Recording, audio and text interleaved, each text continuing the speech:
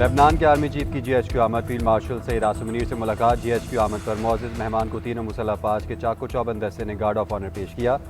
दोनों अस्करी रहनुमाओं का बाहमी दिलचस्पी के अमूर, खित्ते की बदलती हुई सिक्योरिटी सूरत हाल पर तबादला ख्याल, दिफाई ताउन और दो तरफा फौजी ताल्लुकात को मज़ीद मजबूत बनाने के इम्कानात पर गुफ्तगू। पेशा वाराना रवाबित, तरबियती ताउन और मुसल्लह अफ़वाज के दरमियान इदारा जाती रवाबित को फ़रोग़ देने पर खुसूसी तवज्जो दी गई। फील्ड मार्शल ने लेबनान के साथ देरीना ताल्लुकात की अहमियत को उजागर किया। इस अज़म का अदा किया कि पाक फ़ौज लेबनानी मुसल्लह अफ़वाज के साथ दिफाई ताउन को मज़ीद वुसअत देना चाहती है। जनरल रुडोल्फ हाइकुल ने पाकिस्तान की मुसल्लह अफ़वाज की पेशा वाराना सलाहियतों और ऑपरेशनल महारत को सराहा। खित्ते में अमन व इस्तेहकाम के फ़रोग़ और बैन अल-अक़वामी अमन मिशन में खिदमात को ख़राज तहसीन पेश किया।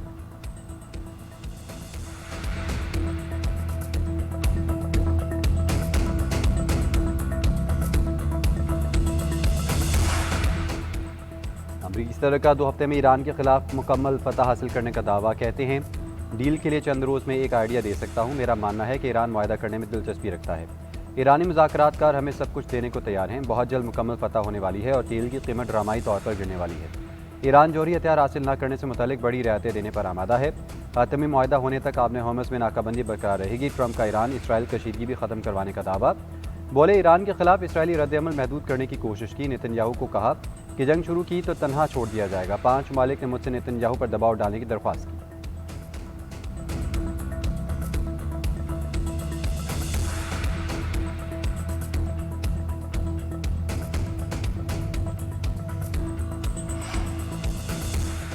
अमरीका और ईरानी जंगबंदी से मुतल्लिक हतमी तहरीर अपनी राय का तबादला कर लिया। रूसी खबर एजेंसी का दावा। अक़वाम मुत्तहिदा में ईरानी सफ़ीर की भी तस्दीक। कहा हतमी तहरीर पर राय का तबादला पाकिस्तान के जरिए किया गया। जंगबंदी मसवदे में लेबनान समेत तमाम इलाकों को शामिल किया जाएगा।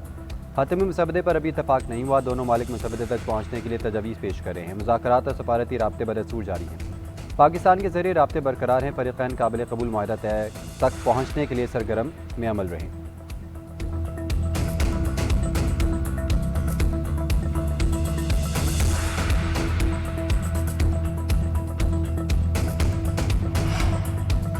ईरान के साथ मुज़ाकरात में अपने अहदाफ के लिए मजबूत पोजीशन में है। अमरीकी नायब सदर JD वेंस का फॉक्स न्यूज़ को इंटरव्यू। कहते हैं ईरानी इस जंग को मज़ीद जारी नहीं रखना चाहते। ये जंग इनके मफाद में भी नहीं है। मेरा ख्याल है कि वो मुज़ाकरात की मेज़ पर आ रहे हैं। संजीदा तजवीज़ पेश की जा रही हैं जिनकी हम तस्दीक करेंगे। किसी मुआहदे तक पहुँच जाते हैं तो ये अमरीकी अवाम के लिए एक बड़ी कामयाबी होगी।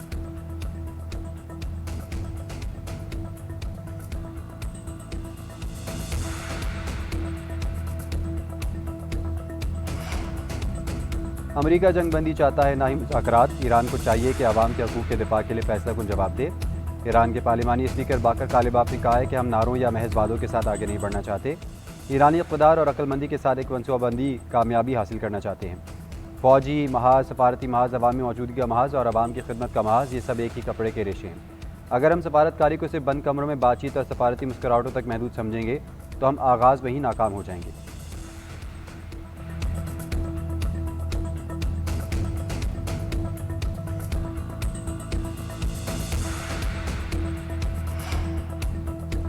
वज़ीर-ए-आज़म की मशरिक़ वस्ता में फ़रीक़ैन से तहम्मुल का मुज़ाहरा करने की अपील। कहा सूरत हाल का पुरअमन हल निकालने के लिए सफारती कोशिशें जारी हैं। अमन के हसूल के करीब पहुँच कर तशद्दुद में इजाफ़ा तशवीशनाक है। फ़रीक़ैन अमन को एक और मौका दें, कशीदगी कम करें और मुज़ाकराती अमल को आगे बढ़ाएँ। जंग खित्ते को मज़ीद अदम इस्तेहकाम की तरफ ले जा सकती है। पाकिस्तान मशरिक़ वस्ता में कशीदगी, ख़ात्मे और अमन के फ़रोग़ का ख्वाह है।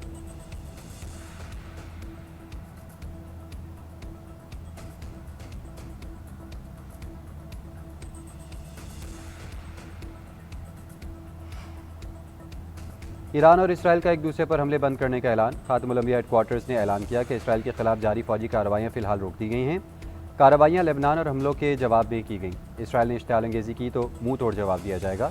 इसराइल का भी हमले बंद करने का ऐलान। इसराइली मीडिया ने सीनियर अहदेदार के हवाले से दावा किया है कि ट्रंप की यकीन दहानी के बाद इसराइल ने भी अस्करी कार्रवाइयाँ मुअत्तल कर दी हैं।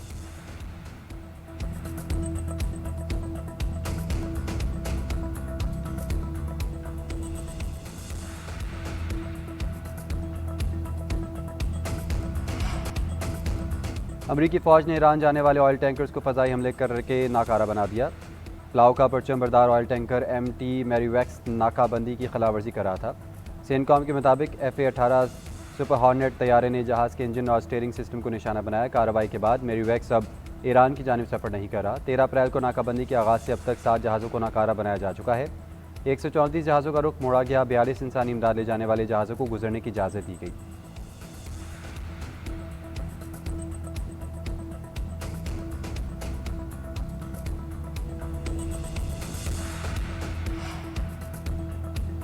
ईरान इसराइल कशीदगी के खात्मे के साथ ही तेल की कीमतें गिर गईं। आलमी मंडी में WTI $90 फी बैरल की सतह पर आ गया। गुज़िश्ता रोज़ $94 पर पहुंचा था। बरतानवी ब्रांड क्रूड भी सस्ता $93 बैरल में फ़रोख्त। मरबान क्रूड $93 से $91 पर आ गया। पाकिस्तान स्टॉक मार्केट में भी मुस्बत रुझान। 100 इंडेक्स में 2000 से ज़ायद पॉइंट्स के इजाफा। मार्केट 1,70,900 की सतह पर पहुँच गई। कारोबार का आगाज़ 1,68,953 पॉइंट से हुआ था।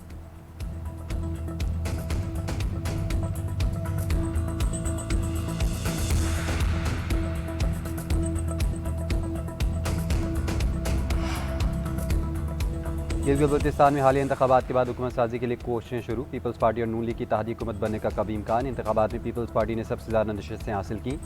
दोनों जमातों की विफाक और सूबों की तर्ज पर तयशुदा फार्मूला लागू करने की तजवीज़। गिलगित बल्तिस्तान में वज़ीर आला पीपल्स पार्टी जबकि गवर्नर मुस्लिम लीग नून का होगा। वजारतों की तकसीम 60 और 40% फार्मूले के तहत होगी।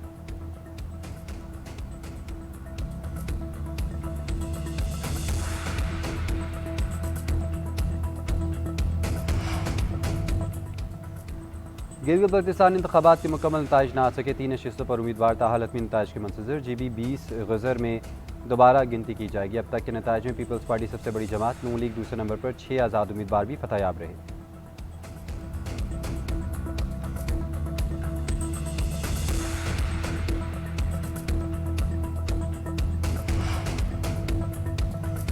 वफाकी हुकूमत बजट पर इत्तेहादियों का एतमाद हासिल करने में कामयाब। पीपल्स पार्टी के बजट मंजूरी के लिए ग्रीन सिग्नल दे दिया। हुकूमत और पीपल्स पार्टी के दरमियान बजट के बेशतर निकात पर इत्तेफाक। वज़ीर आज़म शहबाज शरीफ के ऐवान सदर में आसिफ अली ज़रदारी से मुलाकात। मईशत आइंदा बजट, गिलगित बल्तिस्तान और आज़ाद कश्मीर की सूरत हाल पर गौर।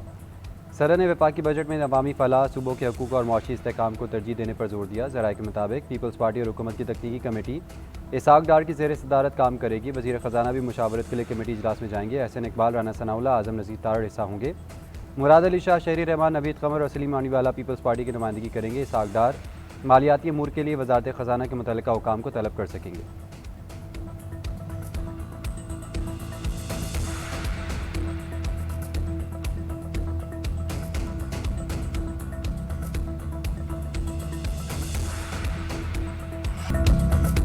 वफाकी बजट 10 जून को पेश नहीं किया जाएगा। बजट इजलास की तारीख 12 जून रख दी गई। बजट मंजूरी के लिए कौमी इक़्तिसादी काउंसिल का इजलास एक बार फिर मौखर कर दिया गया। वज़ीर मनसूबाबंदी की कई अमूर हतमी ना होने की तस्दीक। कहा बजट से मुतल्लिक चीज़ों को हतमी शक्ल देना बाकी है। पीपल्स पार्टी और नून लीग में तरक्याती बजट पर मुज़ाकरात मुकम्मल हो गए। वफाक सबसे ज़्यादा फंड्स बलूचिस्तान, फिर सिंध और तीसरे नंबर पर खैबर पख्तूनख्वा को देगा।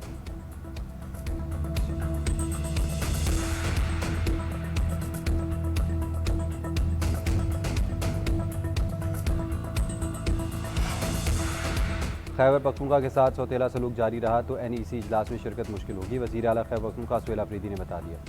वज़ीर मनसूबाबंदी एहसन इकबाल से मुलाकात। NEC इजलास और सूबे के माली हकूक़ पर तबादला ख्याल। गंदम की फराहमी, गैस और पन बिजली मनसूबों से मुतल्लिक मसाइल पर बातचीत। कहा बजट से मुतल्लिक अहम फैसलों के लिए बानी PTI से मुशावरत और मंजूरी ज़रूरी है। सुहेल अफरीदी मौलाना फजल रहमान से भी मिले। बजट और सूबे के हिस्से से मुतल्लिक गुफ्तगू। मौलाना ने कहा NFC अवार्ड आइनी हक है, इसमें कमी नहीं हो सकती।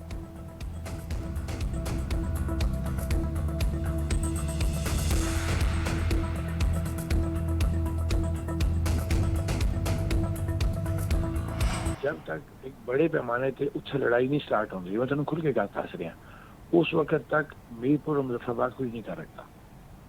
तरीके नाल कर, फिर तरीके ना कर, लेकिन ये देख ले कि उत्थे ट्रूप्स कितनी है, उत्थे ट्रूप्स हैं या नहीं है ना। राती आई ना, राती फिरने रहे ना, माड़े पर तकरीबन 4-5 ड्रोन फिरने रहे सुबह तक। पहले चेक करो, उधर की रखी करो कि उत्थे कितने लोग हैं, किस पोजीशन में सिविल कपड़े हैं, किस तरह, फिर प्रोग्राम का फैसला करें। इस तरह जज्बात इतना करें फैसला। कलादम जॉइंट एक्शन कमेटी फिर साजिश करने लगी। शौकत नवाज मीर और ख्वाजा महरान की ऑडियो मंजराम पर आ गई। रावला कोर्ट में लाशें गिराने की पेश की मनसूबाबंदी। वज़ीर मुमलिकत अलाल चौधरी ने सोशल मीडिया पर गुफ्तगू शेयर कर दी। ऑडियो में शौकत नवाज ने कहा जब तक रावला कोर्ट में बड़े पैमाने पर लड़ाई नहीं होती, मुजफ्फराबाद और मीरपुर में कुछ नहीं कर पाएंगे। ख्वाजा महरान ने जवाब दिया सिक्योरिटी फोर्सेज रावला कोर्ट में अमन व अमान को बरकरार रखने के लिए मौजूद हैं। वज़ीर मुमलिकत कानून बैरिस्टर अकील मलिक बोले कलादम JAC के रहनुमा के ऑडियो ने कई हक़ाइक़ से पर्दा उठा दिया।